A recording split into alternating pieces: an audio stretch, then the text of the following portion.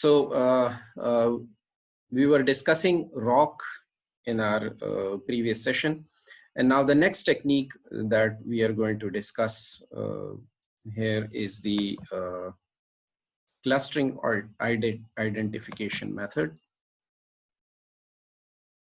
CIA basically is the short name for clustering identification method. This technique is designed to identify disconnected blocks if they exist. Disconnected blocks. अब आप देखें जो हमने rock के अंदर भी आइडेंटिफाई किया, जब हम मशीन पार्ट इंसिडेंट्स बनाते हैं, सो वी नेवर नो कि कौन से पार्ट्स जो हैं या कौन सी मशीन्स आपस में कनेक्टेड हैं या आपस में उनके ग्रुप्स बन सकते हैं. तो वो जो ग्रुप्स जो कि उस मशीन पार्ट इंसिडेंट्स के अंदर स्कैटर्ड होते हैं, लेकिन उनकी सिमिलैरिटीज आइडेंटिफाई की जा सकती हैं या वो एक दूसरे से सिमिलर होते हैं, तो they are blocks but they are disconnected in machine part incidents.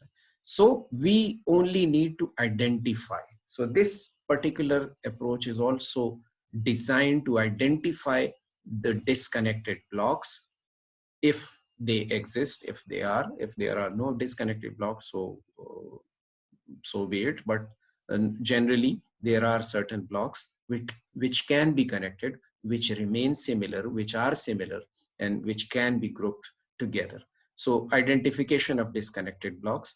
If there are no disconnected blocks, the matrix is not mutually separable. The entire matrix will form one block. अगर possible नहीं है, तो फिर वो पूरा matrix ही एक block हो सकता है. Then the entire matrix can be one single cell. You cannot form or you cannot distribute that cell into some other subgroups. So you cannot do that. So the algorithm begins by masking all columns that have an entry of 1 in. Ab this point requires के how जब हम example पे जाएंगे, तो basically हम identify करते हैं, हम एक random line sketch करते हैं row wise, फिर उस random line जो row wise हमने sketch की हुई होती है, उसके ऊपर column wise line sketch करते हैं. So basically if no matter how much I explain it here, you may not be able to understand it unless we go to the example. So I'll end this point till we discuss the example, and once you study the example, you can come back and you can just read it out and you will understand what this point actually says. So rather all this discussion, I am pending this discussion till that example. So let's straight away go to the mathematical example, और वहीं से फिर हम इसकी, अगर आप एक दफ़ा ये एग्जाम्पल समझ लेंगे, फिर जब आप वापस जाएंगे तो इसके एल्गोरिदम को समझने में आपको ज़्यादा आसानी होगी. अदरवाइज अगर वहाँ मैं डिस्कस करूँगा तो that would be like shooting in the air with no target in site.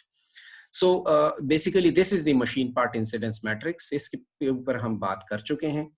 यहाँ पे अब आप देखें तो दोनों चीज़ों को हो इंटीजर से रिप्रेजेंट किया हुआ है, मशीन्स को भी इंटीजर से रिप्रेजेंट किया हुआ है, पार्ट्स को भी. So that there is no restriction as far as the representation is concerned.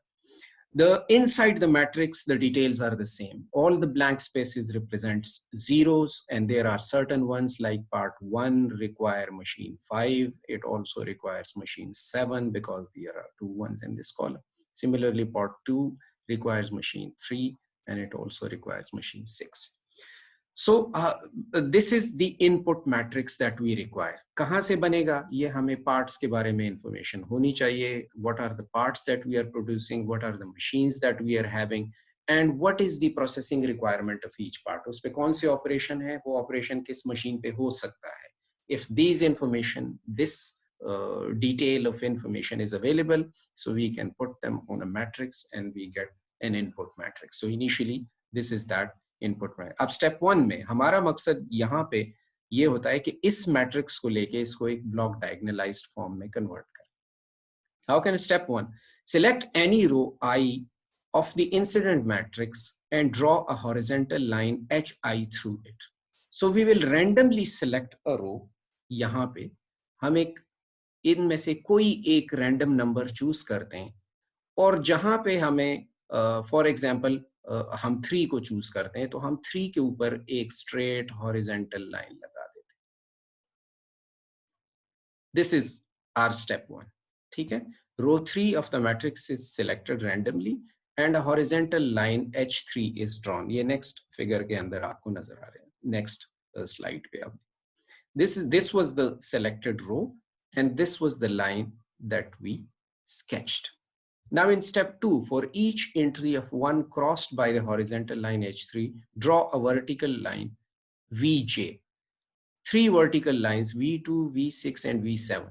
अब जो हम हॉरिजेंटल लाइन स्केच कर रहे हैं, तो वो किसी जगह वंस को क्रॉस कर रही है। जैसे इसने एक 1 यहाँ क्रॉस किया, एक 1 यहाँ क्रॉस किया, एक 1 यहाँ क्रॉस किया। जहां जहां इसने 1 को इंटरसेक्ट किया है, उस जगह पे एक वर्टिकल लाइन लगाए। You have sketched those vertical lines. अब जब आप वर्टिकल लाइंस लगाएंगे, तो वो वर्टिकल लाइंस फिर मजीद मुख्तलिफ जगहों पे वंस को क्रॉस करेंगी। So also draw other horizontal lines on those intersections, जहां पे हर इंटरसेक्शन पे 1 हो। For each entry of 1 crossed once by a vertical line Vj, draw a horizontal line. A horizontal line H6 is drawn through all the crossed ones entries of the matrix. आप देख लें, यहाँ पे सिर्फ इसने 1 को यहाँ पे क्रॉस किया, यहाँ क्रॉस किया, यहाँ क्रॉस किया, तो हमने एक हॉरिजेंटल लाइन लगा दी। ठीक है जी। अब हमें ये आइडेंटिफाई हो गया इन लाइंस से कि मशीन 3 एंड मशीन 6 ये एक स्कैटर्ड ग्रुप है, डिस्कनेक्टेड ग्रुप की मशीन से। सिमिलरली पार्ट 2, 6 और 7 ये एक सेल में हो सकते हैं, 2, 6, 7, और उनके लिए मशीन 3 और 6 जो हैं, they can be in one cell. So ये एक डिस्कनेक्टेड ग्रुप है which has been identified by this particular approach. अब हम करते क्या है कि इसको हम सेपरेट कर देते हैं। स्टेप 4 क्या कहते हैं? The preceding steps are repeated until no more crossed ones entries are left. All the crossed twice entries are grouped in a block and removed from the matrix. जहां पे जो intersecting वाले portion पे जो entries थी, उसको हम एक जगह पे ले आए। आपने देखा 2, 6, 7 और 3, 6, तो ये हमारा वो डिस्कनेक्टेड ग्रुप है।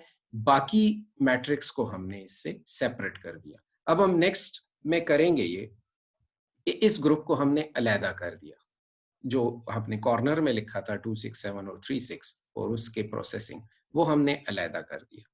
बाकी जो हमारे पास मैट्रिक्स बचा, इट इज दिस। इसमें आप देखें तो वो 2, 6, 7 और जो मशीन्स थी हमारी 3, 6, वो आपको नजर नहीं आ रही। ना 2, 6, 7 पार्ट्स हैं, ना 3, 6 machines. So the leftover parts and the leftover machines and their processings are represented in this matrix. अब हमने क्या करना है कि हमने we will apply the same procedure, repeat the same procedure on this. We will select a random row again, उससे horizontal line, फिर जहाँ पे वो ones को cross करेगा वहाँ पे फिर vertical lines, and again a disconnected group would be identified और उसको हम separate करेंगे. So we will keep on repeating this till the time we reach to this solution. अब यहाँ पे आप देख रहे हैं, this is a completely block diagonalized matrix. All the ones are arranged in cells, and it's a 3 cell solution. आप देखें, this is cell 1, cell 2 and cell 3. यहाँ पे parts कौन से हैं? 2, 6, 7, machines कौन सी है? 3, 6. Parts कौन से हैं? 8, 1, 4, machines 5, 1, 7. Parts 3, 5 and machines 2, 4. यहाँ पे आप देखें तो you can see a blank spot. इस जगह पे एक 0 है. So that actually means that machine 1 जो है, that is underutilized in this cell because उसके सिर्फ 2 operations हैं. So that is the aspect कि जो रॉक में भी डिस्कस हो रहा था, लेकिन वो हर एल्गोरिदम के अंदर वो स्ट्राइक आउट करेगा. The best thing about this input matrix is कि ये इस किस्म का input matrix दिया गया था कि there are no intercellular moves, so it's the best kind of output that you can expect for this particular problem. So that's how cluster identification algorithm is applied. अब next होता है कि कौन सा algorithm बेहतर है, so you need to be able to compare them with each other. वो comparison हम क्या कर सकते हैं, ये एक formula है जिससे मैंने आपको कहा था ना कि how effectively the groups are formed. तो effective grouping के लिए जैसे हम efficiency किसी machine की form करते हैं, तो यहाँ पे हम matrix की efficacy, effectiveness find out करते हैं. उस effectiveness का ये formula है.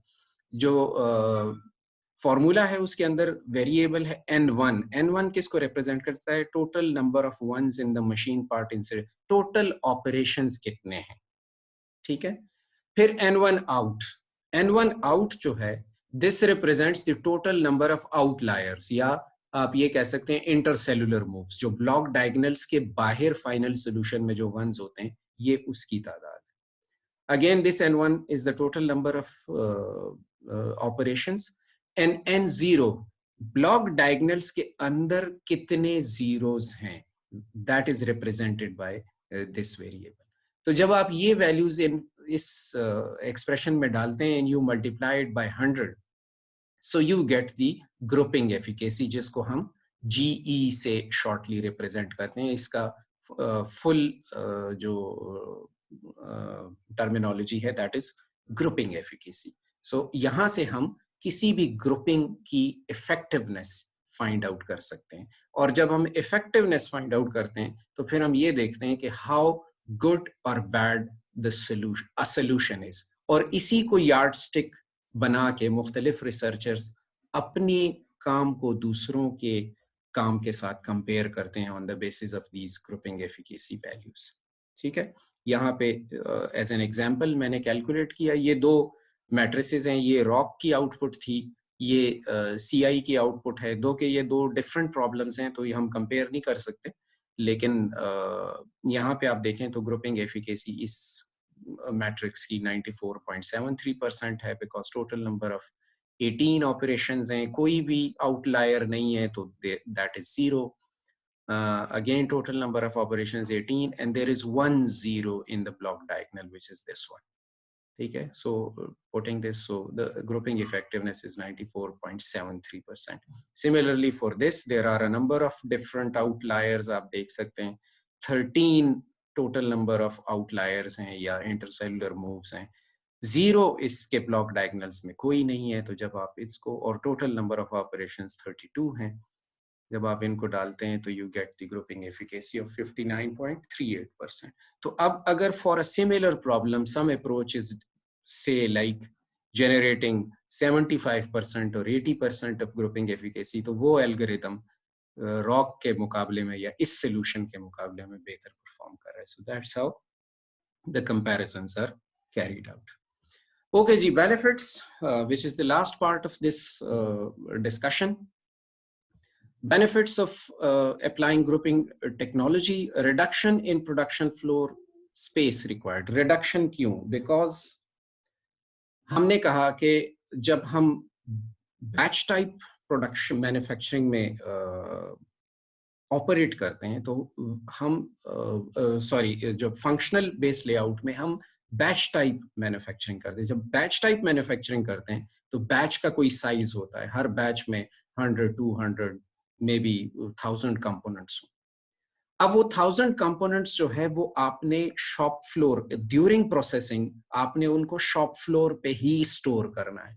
तो आपका जो शॉप फ्लोर है वहां पे आपको स्टोरेज स्पेसेस भी प्रोवाइड करनी पड़ती हैं, तो फिर आपको इफेक्टिवली एक लार्जर फ्लोर स्पेस प्रोवाइड करनी पड़ती है फॉर दैट प्रोडक्शन. जब आप ग्रुप टेक्नोलॉजी में शिफ्ट होते हैं या सेलुलर मैन्युफैक्चरिंग में आते हैं, so you don't need to produce in batches. आप one piece flow में operate करते हैं. So when you are operating in one piece flow, so that storage requirement is no more there. So you can reduce your floor space.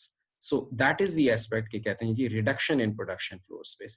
Reduced material handling, obviously हमने बात की, because एक ही cell के अंदर processing हो रही है, तो अगर पार्ट ने, if the part has to travel within the cell, सो हमें ना तो उसका बैच बनाने की जरूरत है और ना ही उसको किसी सेपरेटली किसी वर्कर ने या किसी मशीन ने हैंडल करना है। एक ही वर्कर जो उधर काम कर रहा है वो दूसरे सब्सिक्वेंट वर्कर को वो हैंडल करके दे सकता है। सो एक्स्ट्रा कॉस्ट और एफर्ट नहीं पड़ती, so that reduces the manufacturing cost.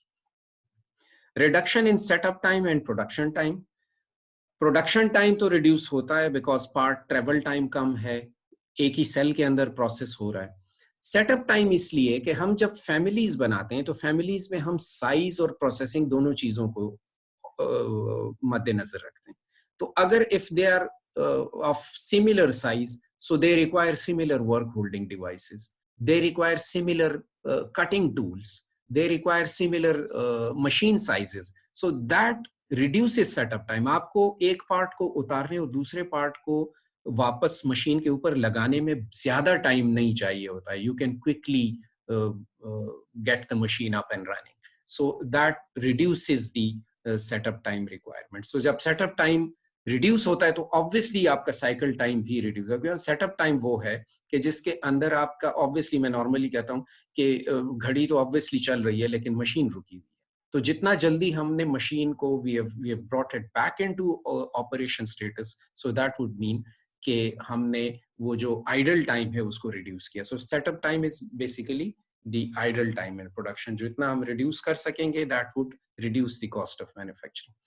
Alternative routing leading to improved part routings. यहाँ पे हम ये भी डिवाइस कर सकते हैं कि पार्ट को कम वेट करना पड़े और हम उसको अल्टरनेट प्रोसेस रूट से विद इन अ सेल जो है वो प्रोसेस कर सकें। तो ये भी एक ऑप्शन है कि जिसको नॉर्मली रिसर्चर्स ने देखा है कि अल्टरनेट प्रोसेस रूटिंग कैसे इम्प्लीमेंट किया। Reduced work in process inventory, यहाँ पे भी मैं इस पॉइंट पे बात कर चुका हूँ कि वर्क इन प्रोसेस क्यों रिड्यूस होता है, because we are dealing with one piece flow, हम बैच में नहीं प्रोड्यूस कर रहे, तो work in process automatically reduce होगा। Easy identification of bottlenecks.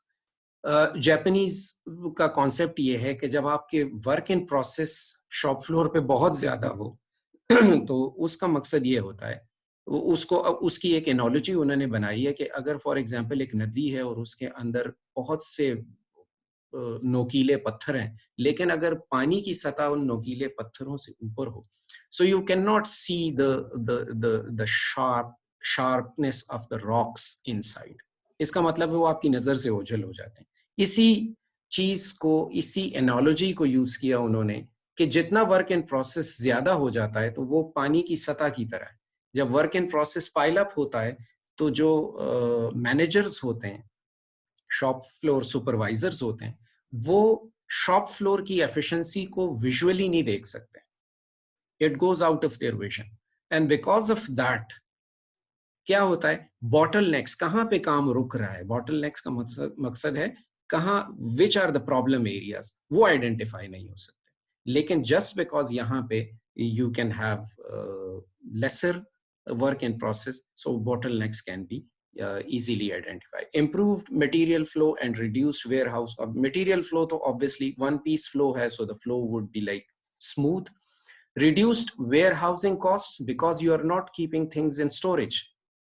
आपका साइकिल टाइम्स रिड्यूस्ड है, आपके लीड टाइम्स कम है, आपको चीजें स्टोर करने की जरूरत नहीं है, you just need to just send them to the customer. And you are not even storing things in between processing. आप work in process को भी store नहीं कर रहे, so that also reduces your storage requirements. Improved uses of jigs, fixtures and pallets. Normally because एक cell के अंदर उसकी रिक्वायरमेंट के हिसाब से jigs, fixtures, pallets, tools, material, handling equipment वो रखा जाता है, तो वो फुली यूटिलाइज भी होता है बिकॉज वो आइडेंटिफाइड होता है। आपने ये नहीं है कि आपने अनफोरसीन और अननोन सिचुएशंस के लिए ये सारे इक्विपमेंट जमा किया हुआ, you know what you need and you keep only those, so that improves their usage as well. Reduction in number of defects leading to reduced inspection, sorry. Why reduction in number of defects? मैंने आपको बताया था कि अगर cell के अंदर एक work station पे कोई प्रॉब्लम की क्वालिटी या प्रोसेसिंग के अंदर कोई प्रॉब्लम आ जाए, कंप्लीट ना हो, if there is a quality defect, and if that quality defect is identified at the next station, तो then and there वो करेक्ट हो जाता है। लेकिन बैच के अंदर ऐसा नहीं होता। बैच के अंदर अगर एक वर्कर एक गलती कर रहा है और उसने 100 पार्ट्स का एक बैच बनाना है, तो वो गलती वो 100 पार्ट्स में कर चुका होता है, और जब वो नेक्स्ट स्टेशन पे वो 100 पार्ट्स जाएंगे तो और वहां पे वो आइडेंटिफाई होगा कि ये गलती हो गई, तो वो 100 के 100 पार्ट्स के अंदर वो गलती आ चुकी हुई होती है। So that is the reason कि यहाँ पे जो नंबर ऑफ डिफेक्टिव पार्ट्स हैं वो रिड्यूस हो जाते हैं। नेक्स्ट पे चलते हैं जी, रिड्यूस स्क्रैप जनरेशन। ये भी एग्जैक्टली उसी से रिलेटेड है, because number of defective parts reduce होंगे तो स्क्रैप जो है वो कम। Better output quality, obviously quality हर एस्पेक्ट के ऊपर चेक हो रही है, देन एंड देयर चेक हो रही है, तो इसीलिए आपको क्वालिटी आउटपुट जो है, और बिकॉज यहाँ पे एक टीम की ओनरशिप भी इन्वॉल्व है। हर पार्ट जो है वो किसी एक ग्रुप से आइडेंटिफाई होते हैं, ग्रुप से रिलेटेड है, उसकी ओनरशिप इन्वॉल्व है इसमें। ओनरशिप का कॉन्सेप्ट हम पहले डिस्कस कर चुके हैं। सो वो क्वालिटी एश्योरेंस बेहतर तरीके से होती है। Increased accountability of operators and supervisors responsible for, ये वही एस्पेक्ट है कि जिसने गलती की वो वहीं आइडेंटिफाई हो सकता है, तो इसीलिए एक अकाउंटेबिलिटी का प्रोसेस जो है वो इंक्रीज्ड अकाउंटेबिलिटी, बंदा आइडेंटिफाई हो सकता है कि कहाँ पे कौन सी गलती हुई। Efficient spare parts management leading to better customer service. Again, focused चीजें होती हैं, सेल की रिक्वायरमेंट्स के हिसाब से होती हैं, बिकॉज वो स्पेयर पार्ट्स की रिक्वायरमेंट हो या कस्टमर सर्विस हो, सो that is managed. Lower lead times, पूरा कॉन्सेप्ट ही लीड टाइम की रिडक्शन पे बेस्ड है, बिकॉज पार्ट ट्रेवल कम है, एक सेल के अंदर प्रोसेस हो रहा है, वन पीस फ्लो है, तो ये सारी चीजें कंट्रीब्यूट कहाँ पे करती हैं, या तो वो मैन्युफैक्चरिंग कॉस्ट को लेके नीचे लेके आती हैं, और जो आपकी लीड टाइम है कि जब कस्टमर आपको ऑर्डर देता है and by the time you deliver his और हर ऑर्डर, जो in between the time elapsed है वो रिड्यूस हो जाता है, बिकॉज वेटिंग टाइम यहाँ इस मैन्युफैक्चरिंग से निकल गया। So because of the absence of that waiting time, lead time जो है वो रिड्यूस हो गए, क्वालिटी डिफेक्ट्स कम से कम आ रहे हैं, इसीलिए आपको रीवर्क के अंदर नहीं जाना पड़ता, रिसाइकलिंग के अंदर, reworking rather, I wouldn't say recycling, rework of different lots नहीं करना पड़ता, तो अगेन वो भी कंट्रीब्यूट करता है towards lower lead times. So these are some of the benefits, and thank you so much for listening. Or I would like to take your questions. I have like 5 minutes available with me, so I can answer your questions. Whatever, please. Anybody?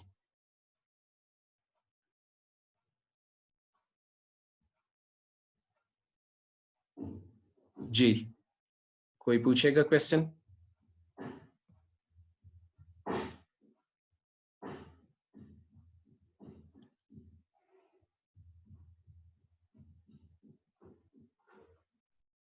Nobody? अगर आप लोगों ने नहीं भी पूछना तो at least indicate करें। जी please. Hello, अस्सलाम वालेकुम। वालेकुम अस्सलाम जी। सर, ये क्लस्टर आइडेंटिफिकेशन जो एल्गोरिदम बनाना है, इसमें मशीन का ऑर्डर चेंज हो सकता है? यानी कि हम जब वो डायगोनली ये ब्लॉक बना रहे हैं तो रैंडमली सिलेक्ट कर रहे हैं रो और कॉलम को, इस तरह तो ऑर्डर चेंज ऊपर नीचे हो सकता है? नहीं, देखें यहाँ पे हम प्रोसेसिंग ऑर्डर की बात नहीं करें। प्रोसेसिंग ऑर्डर तो हम तब बात करेंगे ना जब हम इनको सेल के अंदर इंस्टॉल करेंगे, ठीक है ना, कि किस ऑर्डर में हमने मशीन्स को, या लेआउट जब हम सेल का डिवाइस करेंगे तो फिर हम इसको देखेंगे कि कौन सी मशीन को हमने कहाँ लगाना है, क्योंकि किस ऑर्डर में पार्ट्स ने फ्लो होना है। यहाँ हम सिर्फ आइडेंटिफाई कर रहे हैं कि पार्ट मशीन 2 और मशीन 5 एक ग्रुप में होनी चाहिए। मशीन 2 और मशीन 5 ग्रुप के अंदर किस ऑर्डर के अंदर या किस फॉर्मेशन में हमने इंस्टॉल करनी है, ये बात का डिसीजन है, वो डिसीजन हम यहाँ नहीं ले रहे। We are only identifying those machines and parts which are supposed to be in one group. That is the aspect. हम सिर्फ आइडेंटिफाई कर रहे हैं, हम उसका ऑर्डर नहीं डिवाइस कर रहे। जी ठीक है sir. Ji, anybody else?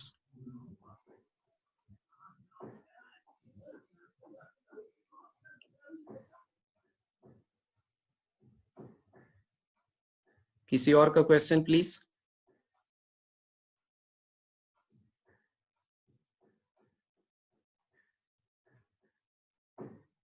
If we are not having any questions, then we should just finish it off then, please.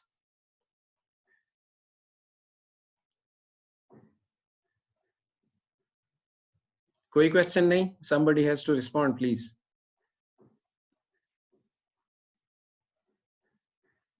हाँ जी? No sir. नहीं, ठीक है। चलिए जी, thank you so much for listening, and let me just stop this thing first. And thank you so much for being with me, or being patient for listening, and see you inshallah in our next session.